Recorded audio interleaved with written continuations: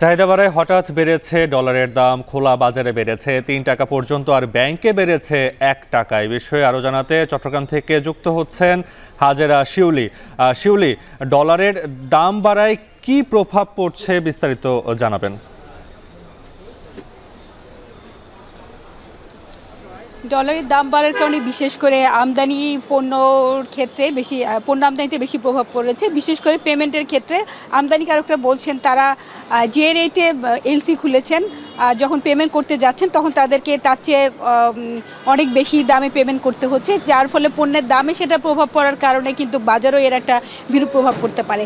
এর বাইরে এলসি খোলার ক্ষেত্রেও কিন্তু তারা সংকটে পড়ছেন এবং অনেকে আসলে দুশ্চিন্তায় আছেন বা তারা এই মূল্যের তাদের পণ্য কিনে পরবর্তী সেটা বিক্রি করতে পারবেন কিনা, এবং সাম্প্রতিক পরিস্থিতির কারণে তাদের মধ্যে কিছুটা উদ্বেগ উৎকণ্ঠা বিরাজ করছে। এর বাইরে কিন্তু আসলে যারা প্রবাসী দেশে এসেছেন অনেকেই কিন্তু পরিস্থিতির কারণে তারা আবার তাদের গন্তব্যস্থল বা কর্মস্থলে ফিরবেন। তাদের সেক্ষেত্রেও যারা আসলে বিদেশ যাচ্ছেন তাদেরকেও কিন্তু বাড়তি দামে ডলার কিনতে হচ্ছে। চিকিৎসা বা বিভিন্ন প্রয়োজনেও যারা বিদেশ ভ্রমণ করছেন তাদেরকেও বাড়তি দামে ডলার কিনতে হচ্ছে এবং পুরো আসলে আন্তর্জাতিক যে লেনদেন পুরোটা কিন্তু আমাদের ডলার উপর নির্ভরশীল। তাই ডলারের দাম বাড়লে কিন্তু সব কিছুর উপরই এর একটি প্রভাব পড়ে এবং বিশেষ করে পণ্য আমদানি ক্ষেত্রে যদি আমদানি কমে যায় পরবর্তী সাপ্লাই চেনে একটি প্রভাব পড়তে পারে এবং বাজার পণ্যের দাম বাড়ারও একটি বড় ধরনের সংখ্যা থেকে যায়।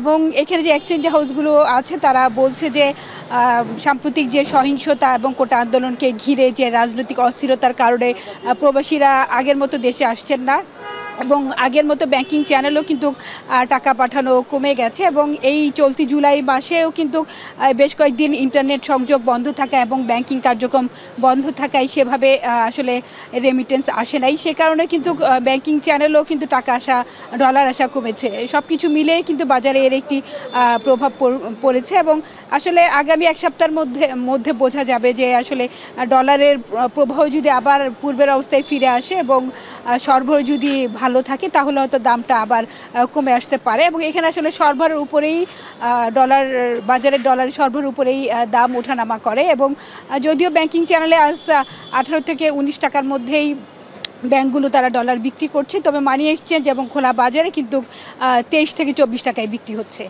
তো নাফি, এই ছিল আমার কাছে ডলারের দর নিয়ে সবশেষ। চাহিদা বাড়ার কারণে হঠাৎ করে দাম বেড়েছে ডলারের, সে বিষয়ে জানাতে চট্টগ্রাম থেকে যুক্ত ছিলেন হাজেরা শিউলি।